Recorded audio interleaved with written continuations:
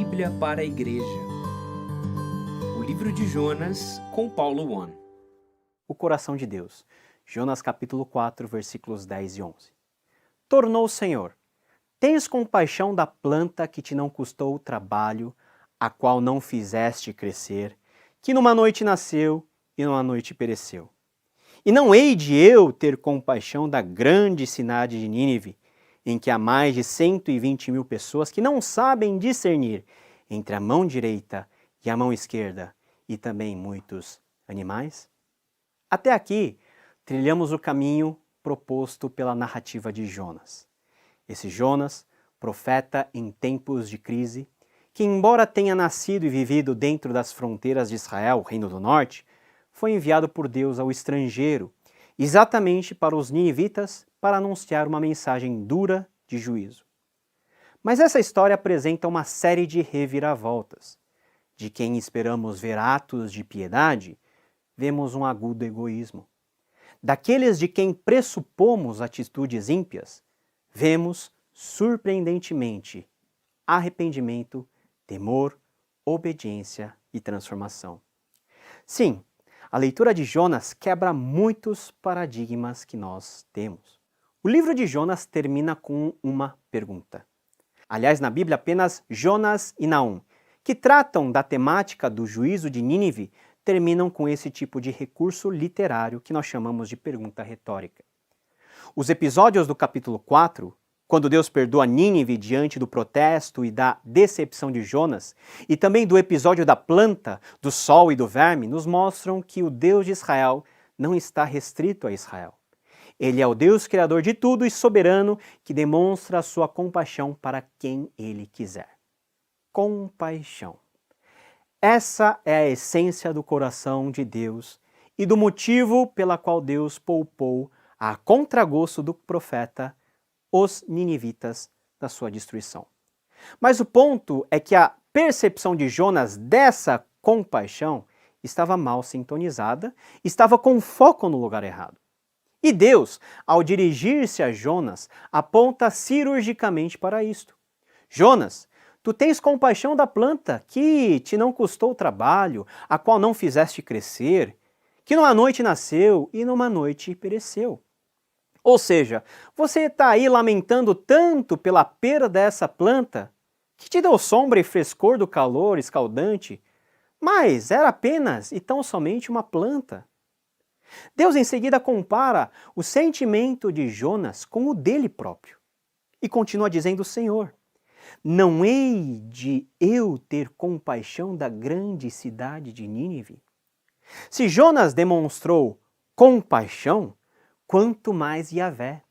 Se Jonas se preocupou com um aspecto pequeno da criação, como uma planta, quanto mais o Senhor não se preocuparia com o ser humano que vive longe dos seus propósitos. Deus, ao contrário de Jonas, não estava preocupado com a grande cidade em termos dos seus muros, sua economia, seu poderio militar ou de sua relevância política, não! O foco da compaixão de Deus estava nas pessoas que habitavam aquela cidade, dos mais de 120.000 pessoas que não sabiam discernir entre a mão direita da mão esquerda. Meus amados irmãos, Deus olha com um coração pesado à ignorância humana. Essa ignorância do ser humano em relação a Deus é justamente o alvo da sua compaixão. Estamos agora falando do coração de Deus. O sentimento de Deus foi o mesmo sentimento que Jesus demonstrou quando foi crucificado. Ao olhar para os seus algozes, Jesus disse: Pai, perdoa-lhes, pois não sabem o que estão fazendo. Lucas 23, 34. É o que o apóstolo Paulo também testificou em 1 Timóteo 1,13. A mim, que noutro tempo era blasfemo e perseguidor e insolente, mas obtive misericórdia, pois fiz na ignorância, na incredulidade. Mas essa compaixão não significa que Deus no final salvará a todos, simplesmente desconsiderando a maldade e a impiedade, não. O próprio Antigo Testamento nos mostra que os ninivitas, que na época foram alvo do favor divino, serão os mesmos que, dali a alguns anos, serão destruídos. Destruídos pelos caldeus. Destruídos com base em outra profecia feita pelo profeta Naum. Destruição que aconteceu em 612 a.C. Aos olhos do Senhor, os ninivitas careciam de compaixão, pois afinal eles não sabiam discernir aquilo que era bom ou ruim, a sua mão direita da esquerda. A referência aos animais aqui no texto é interessante, pois nos mostra que no olhar de Deus, o nível moral dos ninivitas era equivalente à dos animais. E a linguagem irônica do texto é que Jonas considerou esse fator justamente o motivo deles, os ninivitas, serem destruídos. Entretanto, a compaixão de Deus com relação a esses ninivitas era muito mais profunda do que a raiva que Jonas podia sentir deles. O livro de Jonas termina com uma pergunta da qual não temos a resposta do profeta. Aliás, como disse há pouco, talvez Deus não quisesse ouvir a resposta de Jonas. A função das perguntas retóricas está em nos fazer pensar e refletir sobre nossas ações. Deus queria que Jonas refletisse sobre a essência de todas as coisas, o seu coração. O coração de Jonas estava totalmente desalinhado com o coração do Senhor. Exteriormente, ele obedecera a Deus indo a Nínive, mas Jonas estava voltado mais para seus interesses do que aos dos outros. Jonas somos nós.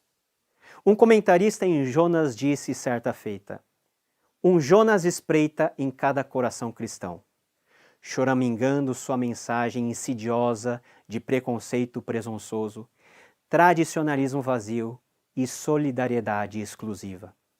Aquele que tem ouvidos para ouvir, que ouça e permita que o amor salvífico de Deus, que foi derramado em seu próprio coração, remodele seu pensamento e orientação social. O livro de Jonas nos ensina que Jonas somos nós. Quando temos aquela dificuldade em perdoar alguém que nos cometeu mal, automaticamente excluímos essa pessoa da graça de Deus e desejamos que ela pague até o último centavo pelo pecado cometido. Jonas somos nós quando nos fechamos dentro das paredes das nossas igrejas, achando que Deus está satisfeito apenas na manutenção mais básica da sua obra, enquanto fazemos vista grossa a uma Nínive que perece espiritualmente do lado de fora. Jonas somos nós quando pensamos que podemos dar um nó em Deus e fugir da sua presença como se nada tivesse acontecido. Jonas somos nós quando fazemos a obra do Senhor de forma negligente, indolente, sempre que chegamos à conclusão de que aquela vontade não nos traz vantagem. Jonas somos nós, porque ainda que sejamos crentes, nossos corações ainda estão cheios de pecado, de egoísmo e de mesquinhez. Somos os Jonas de hoje, porque carecemos da mesma compaixão de Deus. Enfim, meus queridos irmãos, Jonas é um exemplo de quem somos todos os dias. E é por isso que a mensagem e a vida desse profeta continuam importantes para cada um de nós hoje. Jonas fala do amor de Deus e de sua compaixão para conosco. Jonas é um dos sinais que apontam para a própria pessoa de Jesus Cristo, como aquele que, por sua morte e ressurreição, fez com que essa compaixão de Deus nos alcançasse definitivamente. Jonas, por fim, nos faz estar mais atentos e sintonizados ao coração de Deus do que ao conforto que uma simples plantinha pode nos oferecer. Jonas é para a igreja, porque Jonas é a palavra de Deus para nós hoje. Que Deus te abençoe e até uma próxima. Tchau.